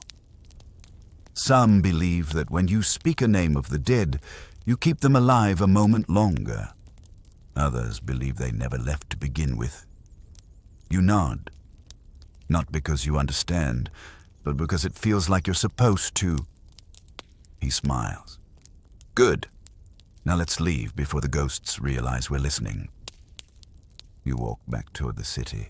Lantern swinging, belly full. Soul just a little heavier, and maybe a little more awake. The streets are quiet now, save for the clink of sandals on stone and the occasional half-drunk philosopher muttering to themselves about virtue and lentils. You crawl into your bedding, wrap yourself in a scratchy wool blanket, and exhale. You smell like wax, olives, and old marble. And somehow, that's exactly right. You wake to the sound of hooves and shouting, not poetic rooster calls or soft morning lyre music. Number your alarm clock is a donkey braying outside your window like it's being exorcised, and a fish vendor screaming the day's catch in what can only be described as aggressively melodic Greek. You sit up. Your back creaks. Your knees protest. You slept on a mat so thin it may have been a suggestion rather than an actual piece of bedding. Still, you're alive, which already puts you ahead of several historical figures you've heard about last night. You step outside and immediately regret it. The street smells like salted fish, hot dust, and goats that have made peace with their own body odor. It's market day in Athens' Agora, and everyone within a 5-mile radius knows it. This is no leisurely weekend farmer's market. This is commerce as combat. This is capitalism's chaotic great-grandmother. You push your way through the crowd, dodging baskets of olives, amphorae of wine, and children selling things that may or may not be legal. A man tries to sell you a genuine Spartan spearhead. Another tries to sell you his philosophy on why pears are the superior fruit. Only one of them succeeds, and unfortunately, it's the pear guy. You pass a row of stalls selling everything from sandals to scrolls. One woman claims her honey cures heartbreak. Another swears her figs are touched by Artemis herself. You buy a date pastry mostly because your stomach has been whispering threats since sunrise. It tastes like sugar and regret. But it's warm. And you need fuel because something is happening up ahead. Something ominously festive. A small crowd gathers near a raised platform, and on that platform, a goat. No, not a metaphorical scapegoat. A literal, living, chewing goat with a very smug expression. Next to the goat stands a young man holding a flute and sweating through his toga. You ask someone nearby what's going on. They shrug. It's a comedy contest. You squint. With a goat, the shrug becomes more philosophical. It's Athens. The contest begins. Turns out, comedy here involves loudly mocking politicians, neighbors, family members, and occasionally the gods, especially Dionysus, who, according to the performer, once turned an entire wedding into a vineyard out of spite. Everyone laughs. Even the goat seems amused. You try not to stand out, but your not quite right sandals and the way you instinctively flinch when someone says Sparta betray you. So when the host calls for a volunteer for a brief dramatic reenactment of Achilles goes to therapy, guess whose name they somehow guess? Yours. You're pulled onto the platform. A wreath is placed on your head. Someone hands you a wooden sword. The crowd cheers. The goat sneezes in your direction. Your scene partner is a teenage actor named Cleon who has an unfortunate amount of enthusiasm and no sense of personal space. The skit begins. You are Achilles. Cleon is your therapist. He asks you to describe your feelings when Patroclus died. You respond with what you hope is a noble, heroic grunt. He pretends to write on a scroll. You are then instructed to release your rage by symbolically fighting a metaphor for your own pride, which, of course, is the goat. You don't fight the goat. You stare at it. It stares back. There is a moment of mutual understanding between you and the creature. Both of you are clearly not paid enough for this. You bow. The goat bows, or maybe it just sneezes again. The crowd roars with laughter. Someone throws a fig. The host declares it a bold reinterpretation of masculine vulnerability. You step down. The goat resumes chewing on a sandal. As you slink back into the crowd, you're intercepted by a man in an impressively wrinkled chiton. He's a priest of Asclepius, he says. You seem stressed, he adds, which is both accurate and vaguely threatening. He invites you to a healing ritual at the nearby temple. You're hesitant, But you also just performed in a one-goat play about warrior trauma, so sure, why not? The Asclepion is quiet, cool, smells like incense, moss, and something sweetly medicinal, like honey mixed with thyme and a hint of crushed bark. You lie on a stone bench while a priest hums and paints a symbol on your forehead using wine and ash. Then a young girl brings out a snake. You sit up very quickly. No, no, she says gently. It's sacred. It won't bite. You consider the snake. The snake considers you, and then slithers past without incident. You're declared cleansed. It's not clear what you were cleansed of, but you feel lighter, or maybe just relieved that no reptiles try to exfoliate your soul. The sun begins to dip as you walk home, if you can call a straw mat in a stranger's house home. You pass the goat again. It nods at you. You nod back. There's an understanding now. You've both seen things. Back in your little borrowed corner of Athens, you settle in for the evening. Outside, the city hums, laughs, clinks, prayers. Inside, you lie down, close your eyes, and think of everything you've learned.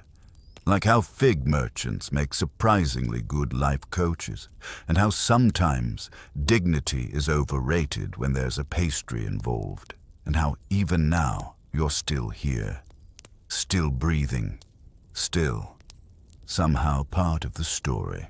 Night falls like a velvet curtain, quick and quiet. The din of the agora fades, replaced by distant lyre music, the soft coo of doves settling into rooftops, and the occasional bark from a dog with strong opinions about moonlight. You're exhausted, but Athens isn't done with you yet, because tonight you've been invited to a mystery ritual. No, not like let's solve a crime mystery.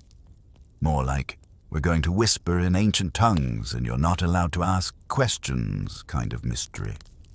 The Eleusinian mysteries, to be specific. Normally reserved for the devout or the extremely lucky, you somehow got an invitation. Well, invitation is generous. A woman selling lentils looked at you earlier, handed you a sprig of myrtle, and said, "Tonight you walk with shadows." Which is definitely how horror movies start. Naturally, you said yes.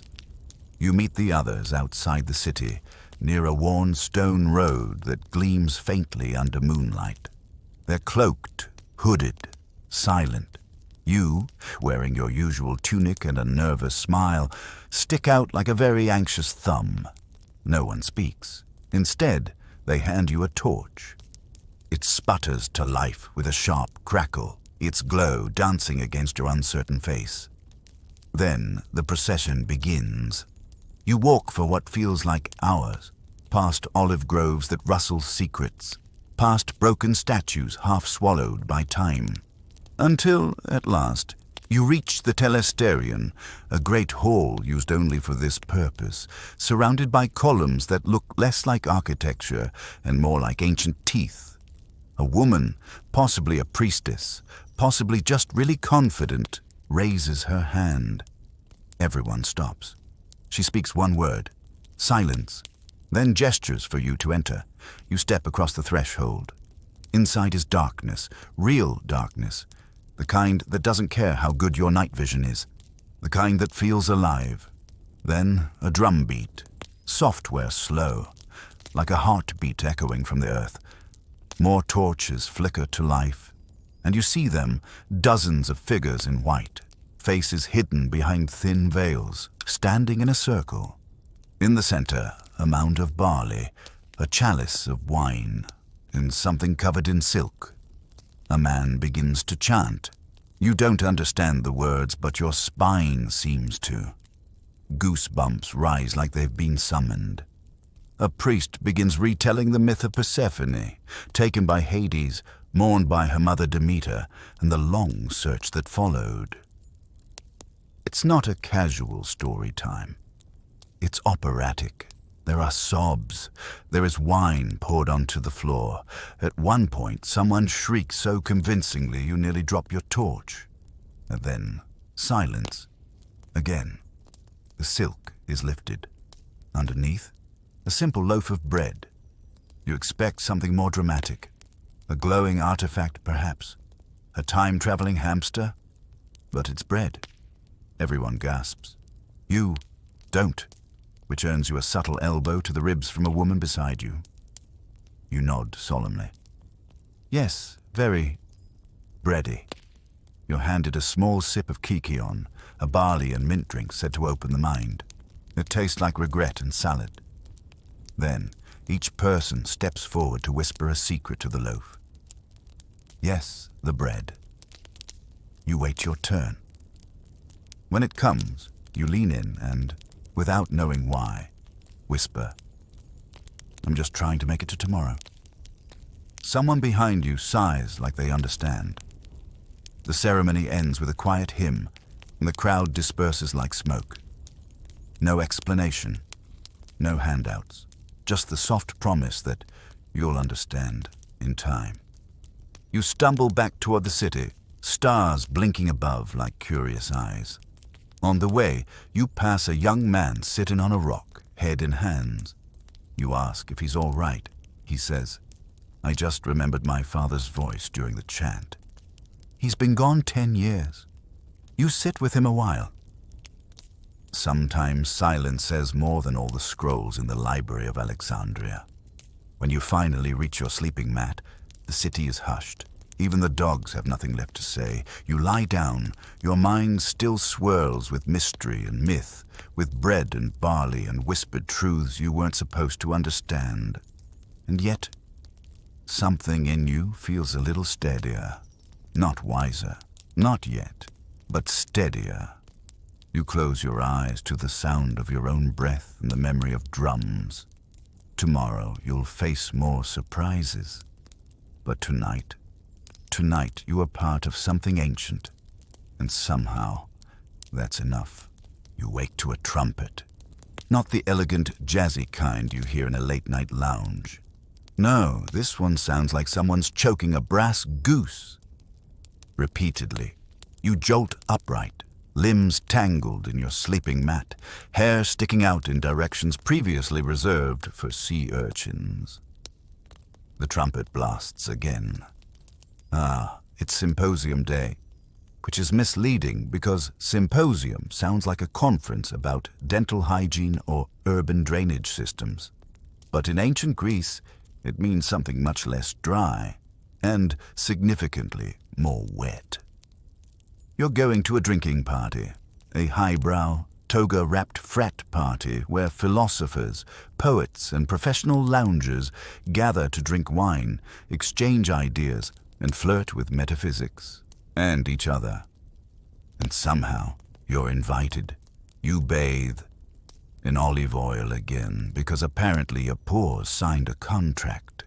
You eat a light breakfast, dried figs and bread that could qualify as masonry.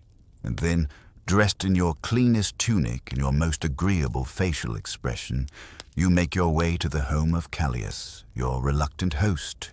He's rich. He's charming. He's got that casual, I once studied under Socrates vibe. You walk in and are immediately greeted by a slave who washes your feet, awkward, perfumes your hair, even more awkward, and hands you a small wreath of ivy to wear on your head. Downright festive. You're led into the andron, the male-only party room. And what a room. Cushions everywhere, incense curling in the air like lazy ghosts. A low table filled with silver drinking cups, jugs of wine, a bowl for mixing, because you don't drink wine pure here. You're not a barbarian. And, is that a flute girl? Yes it is. She nods at you and continues playing a delicate tune that sounds like what anxiety might hum if it wore sandals. Around you, a small gathering of Athens' moderately important men. There's Antisthenes with his beard that could house pigeons. There's Eryximachus, a doctor with a face like a concerned raisin. And there's Socrates himself, already lounging comfortably with a slight smirk that suggests he knows how the night will end, and it's not with you winning any debates. You sit on your assigned cushion trying to look casual, but philosophical. Wine is poured. The first toast is made. Let the symposium begin. You expect chaos. Instead, it starts gently. Callias raises his cup and proposes a topic. What is love? Because of course. Not how do we fix the potholes, or what's the best cheese for travel, but love. Everyone groans slightly, but no one objects. Antisthenes launches in first. He says love is discipline, that to love well is to train your heart like a soldier. Eryximachus counters that love is harmony. Like medicine, it must balance forces in the body and soul. You sip your wine, nodding slowly, pretending your mind isn't yelling wrong, like a modern quiz show contestant. Then Socrates speaks, and everything stops. He doesn't say love is beautiful. He says love is the desire for what we lack. That to love is to ache for something beyond reach, truth, beauty, the divine itself. He describes a ladder. First, we love one body, then all bodies, then the soul, then ideas, then something beyond. He calls it Diotima's ladder, and by the end of his speech, half the room is either crying softly or pretending their tears are due to the smoke. You're just trying not to spill your wine. More toasts, more speeches. Eventually, the flute girl leaves. A juggler replaces her. Then a small boy recites Homer while balancing a plate on his head. Somehow, this is considered entertainment. You're tipsy. Not in the fun sing karaoke way, more in the philosophical revelations seem deeply personal way. You lean toward Socrates. So, you ask, slurring slightly, if love is always reaching, does that mean we're never whole? He looks at you, not with pity, not with superiority, but with something kinder, something like, finally you're asking the real questions. And then he smiles. No, he says, it means we're always becoming. Hours pass, the air grows thick with wine and words. Someone's snoring, someone's crying.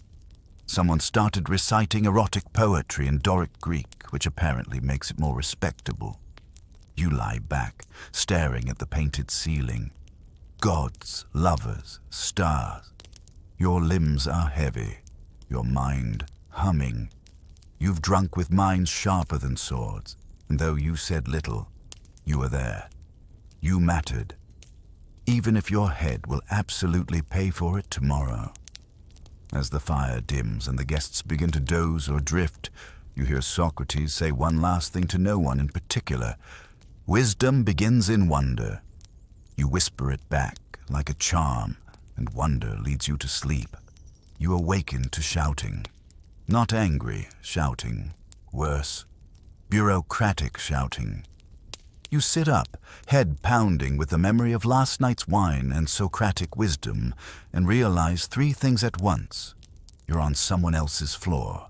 You're missing a sandal. You're late for jury duty. That's right. In ancient Athens, everyone serves, unless you're a slave, a woman, or a goat. And you're none of those. At least, not officially. Someone throws a tunic at you. Someone else shoves a small bronze token into your hand. It bears your name, your tribe, and an inscription, Dikastes. Juror, you're about to participate in one of the earliest forms of direct democracy in human history. You're also about to make some very questionable legal decisions while deeply dehydrated. You stumble to the court. No, not a majestic columned building with judges in wigs. This is a massive open space, the Heliaia, buzzing with Athenians, pigeons, and the scent of grilled onions. Hundreds of men file in, all citizens, all over 30, all ready to decide fates based on Vibes, mostly. There are no lawyers, no professional judges. Just you and 499 other amateur philosophers with morning breath and strong opinions. You find your seat on a wooden bench that looks like it was designed by someone who hated the concept of comfort. A slave walks down the aisle carrying a giant urn. He stops in front of you. You drop your bronze token inside. He nods. You're officially impaneled. The case begins. The herald yells something about slander, property disputes, and corrupting the youth. It's hard to tell if this is a real trial or just another Tuesday in Athens. The accuser takes the stage, a skinny man with wild eyes and a tunic 2 sizes too big. He points dramatically at the defendant, who is currently picking olives out of his beard. "He insulted my ancestors," the man cries. "He said my father had donkey knees and my mother was a Persian." Gasps. Someone near you mutters, "Bold move." The defendant, let's call him Damon, shrugs and says, "She was Persian." Everyone laughs. You try not to. Then come the speeches. In Athenian courts, each man represents himself, and each gets a strict time limit, measured by a water clock called a clepsydra. As the accuser rambles on about his family honor, the water slowly drains from a tall clay jar. When it empties, he has to stop, mid-word if necessary. Damon stands and begins his rebuttal by quoting Aristophanes, comparing the accuser to a goat with a cold. The jury laughs again. Then he claims he was drunk, which somehow helps his case. He finishes with, "Besides, what kind of man takes his own mother that seriously?" You're unsure whether you're judging a slander trial or an open mic night. Then something shifts. The next case is darker. A man is accused of impiety, not believing in the gods. You sit straighter. This feels different. The air thickens. The accused doesn't deny it. Instead, he challenges the jury. "If I do not believe in the gods, what power do they have over me? And if I do, what fear should I have in seeking truth?" You glance at the others. Some nod. Some frown. One man makes the sign of protection with his fingers. This man reminds you of Socrates. And suddenly, you're no longer judging a case. You're judging an idea. Ballots are handed out. Small bronze discs, solid for guilty, hollow for not guilty. You turn yours in. The vote is counted in public, on wooden rods, in front of everyone, and the man is found guilty. He doesn't flinch. The next vote is for his punishment. The accuser demands death. The man smiles and says, "I suggest free meals at the Prytaneion." That is bold. The jury doesn't appreciate the joke. The death sentence is confirmed. You watch him walk away, not dragged, not pleading, just gone. Someone near you mutters, "Should have offered a fine." As the sun sets, the court empties. You're drained, head buzzing. The city around you is alive with noise, but you walk through it like a ghost. Today, you touch the machinery of democracy. You saw its cracks, its brilliance, its cruelty. And you wonder, did you choose justice, or just go with the crowd? A man passes you on the road. He's humming. He looks like Damon from earlier. He winks. "Same time next week?" You half smile. Because in Athens, every citizen is a judge, even the hungover ones.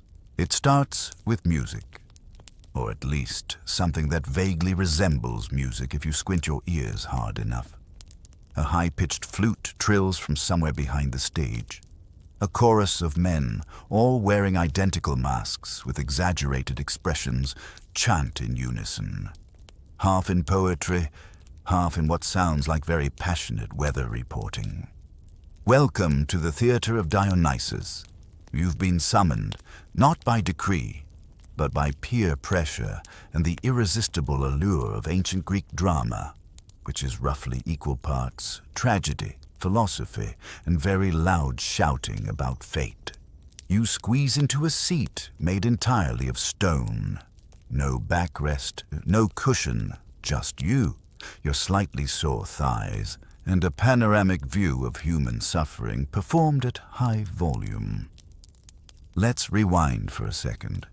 You didn't plan to spend your afternoon here. But a well-meaning philosopher with olive bits in his beard insisted, "You can't understand Athens until you've cried at least once during a Euripides play." And here you are. Surrounded by 15,000 other spectators, you feel like you're watching the original binge-worthy drama. This is Netflix for the morally conflicted citizen. The play begins. It's a tragedy, obviously. Everyone in the chorus has a death wish and at least one prophecy hanging over their heads. A woman walks onto the stage, her mask frozen in a wide-eyed expression of despair. She's either Antigone, Electra, or a metaphor for democracy. Hard to tell from the acoustics. She wails, tears at her robe, and calls upon Zeus to smite, literally, everyone. The chorus answers in stanzas of doom and dread. You catch phrases like divine retribution, eternal shame, and what did the goat oracle mean? And you're captivated despite yourself. Suddenly, a god descends from the heavens, via a crane mechanism no less. The audience gasps. Deus ex machina. It's both literal and thematic. He delivers a monologue about fate and forgiveness, most of which involves a lot of pointing and thunder noises. He pardons someone, damns someone else, and vanishes again with suspiciously efficient pulley work. The tragedy ends. No one claps. That's not the custom. Instead, you all sit in silence, letting the emotions settle. The man next to you wipes a tear with his himation and mutters, "Classic Sophocles." But it's not over. There's more. This is a drama festival, after all. The city Dionysia. You'll sit through 3 tragedies and a satyr play before sunset. Your backside may never forgive you, but your soul, well, it's having a moment. The satyr play begins, and you weren't ready. It's chaos. Actors in shaggy goat costumes leap across the stage, making lewd jokes and suggestive puns with unsettling frequency. One of them is definitely holding a very phallic wineskin. The story makes no sense. Something about Hercules, bad directions, and a stolen sheep. The crowd loves it. After all that catharsis, they need something absurd, and ancient Greece always delivers. You laugh, loudly for once, and somewhere in the back of your mind, you realize this is balance. After the final performance, a man in a wreath stands up to thank the playwrights. He reminds the audience that art is civic duty, that watching tragedy makes us better citizens. That's nice. Then he announces the winner, and everyone boos. You don't care. You're still reeling from the emotional roller coaster that was seeing a man get strangled by metaphor and a goat dance off stage with a wine barrel. As you leave the theater, the sun is low on the horizon. The stone path back to the agora is warm beneath your feet. A boy runs past you yelling, "They're reenacting the Battle of Marathon tomorrow, with actual spears." You raise your eyebrows. Your thighs are not ready, but your mind, it's been stretched, shaken, drenched in poetic irony. And as you look up at the Acropolis, golden in the dying light, you feel something stir, not just awe, but understanding. This city doesn't just worship gods, it writes them, performs them, debates them, mocks them, and in doing so becomes divine in its own loud, conflicted way. Tomorrow maybe you'll see a battle, but tonight you just survived Greek theater. That's enough tragedy for one day. You wake up to a headache made entirely of goat cheese and existential dread. Last night's wine might have had something to do with it. Or maybe it was the emotional whiplash of seeing a man in a mask sob about fate, followed by a dancing goat offering dating advice. Either way, today you're not heading to the bathhouse, or the gymnasium, or even the agora. Number today, you're going to a symposium. Not the kind where people sit in rows and nod through PowerPoints. No, this is the ancient Greek version. Half intellectual salon, half party, half group therapy. Yes, that's 3 halves, but time doesn't work the same when you're philosophizing at 10 a.m. with a mild hangover. It begins in a modest home belonging to a well-off Athenian who wears too much perfume and introduces himself with a wink. You're ushered into a room where couches are arranged in a circle, wine bowls gleam in the sunlight, and someone's already playing the aulos, a reed instrument that sounds like a duck having a deep thought. You recline on your side, because apparently chairs are for Spartans, and someone hands you a cup the size of your sense of self-worth. Watered wine, of course. Only barbarians drink it straight. The topic of discussion today: what is love? Oh no. A young man with curly hair and eyes that have never seen war clears his throat and says, "Love is the longing for our other half, lost when the gods split humans in 2. Everyone sighs in unison. It's a quote, apparently. Very on trend. Another man chimes in, "Love is the pursuit of beauty in all its forms." You nod, pretending to understand. Meanwhile, a man across the room describes love as the force that binds cosmos to soul. You consider suggesting that love is just a sophisticated survival mechanism, but you're worried someone might throw a fig at you. Then the door opens, and everything shifts, because he walks in, the philosopher, older, barefoot, cloak slightly stained with olive oil and defiance. Socrates. Yes, that's Socrates. He looks around the room like he's mentally noting who here would survive a logical cross-examination. You try to become invisible by adjusting your posture into a thoughtful recline. Too late. His eyes land on you. "Stranger," he says, "what is truth?" Oh no. You try to smile. Maybe say something clever. "Truth is, what remains after opinion dies." Someone gasps. Another man nods solemnly. Socrates narrows his eyes. "Interesting," he says. "But what do you mean by opinion?" It begins. You're no longer in control of this conversation. You are a leaf in a hurricane of counter-questions. Every answer you give becomes the next target. Every statement is peeled apart, down to the bones of your syntax. You admit you don't really know what truth is. Socrates smiles. Neither do I. Everyone applauds like that's the most brilliant thing they've heard all week. Hours pass. Wine is poured, songs are sung, and the conversation devolves into whether a good man can be unjust if justice itself is unjust. Someone falls asleep. Someone else starts quoting Homer in the original meter. A man wearing a laurel crown is trying to flirt with the concept of virtue itself.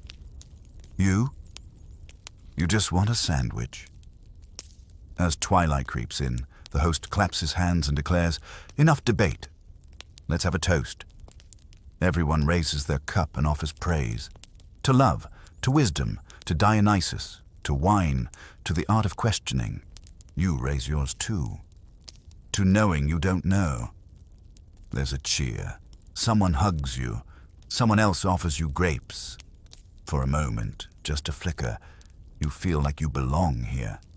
In a city that prizes thought over obedience, where ideas are sport, where even confusion is an art.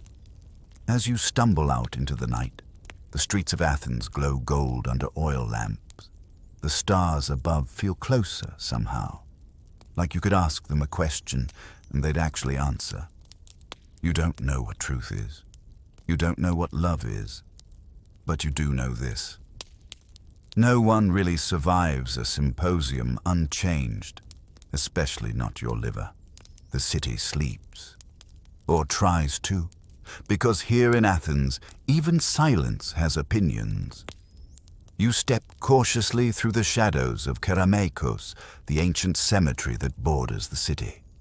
A place where the dead are buried among olive trees and forgotten philosophies. The air carries a stillness that presses gently against your ribs. Not suffocating, but insistent, like a child asking too many questions with their eyes. You didn't mean to end up here. But one wrong turn after the symposium, combined with a few too many diluted wines and the gravitational pull of curiosity. And suddenly, you're walking among marble slabs carved with faded names. A dog watches you from a distance, tail flicking once, twice. Not a threat, just a silent witness. You pass a tall stele, a grave marker, depicting a woman holding a dove. Her face is carved with impossible grace, like she knows something you don't. Maybe she does. A potter's kiln once stood not far from here. The best funerary urns were made with local clay, red and fine as cinnamon. You recall someone saying that in death, Athenians finally agreed on one thing. Aesthetics matter. You look down. At your sandals, now dusted with the memories of 2,000 years. You look up, at the moon, slicing across the sky like a philosopher's retort. Something shifts, not outside, but in you. The weight of the day, the wrestling, the bath, the debates, the absurd dinner party of ideas. It doesn't just sit on your shoulders anymore. It stretches out, settles in, becomes part of your breath. You walk past tombs marked for generals, potters, dancers. One for a man who reportedly laughed himself to death at a donkey joke. No one remembers the joke, but they remember him. That's Athens in a nutshell, not the thing itself, but the way it echoes. A breeze whispers through cypress trees, and now you're sitting on a low stone bench beside an urn crowned with ivy. You're not thinking about democracy, not about gymnasiums or gods or even logic. You're thinking about impermanence, about how people lived and died, and how most of them, like you, probably had no idea what they were doing either. That's oddly comforting. A soft rustle beside you. It's the old man again, the one with the kaiphai, the incense that smells like honey and regret. He doesn't speak, just sits beside you. After a moment, he hands you a small clay object, a whistle shaped like a bird. It doesn't matter what song you play, he says, only that you played something at all. You hold it in your palm. It's warm. Or maybe your hand is just cold. You don't cry. That would be too dramatic. But your throat tightens, the way it does when you realize you've just experienced something that won't make sense until years from now. When you smell olive oil or hear someone quote Plato at a party and feel your chest ache like it's missing a city it never knew. The stars above Kerameikos flicker. Maybe they're ancient souls, maybe just gas and gravity. You don't know. And that, finally, is okay. Now ease back. Let the stones dissolve into mist. Let the voices of the day quiet. The goats, the market, the philosophers, they're all somewhere behind you now, fading into the hush of history. You're not in Athens anymore. You're floating. Not forward. Not backward. Just still. Like a thought that doesn't need to be finished. Close your eyes. Breathe. The city sleeps. And so should you.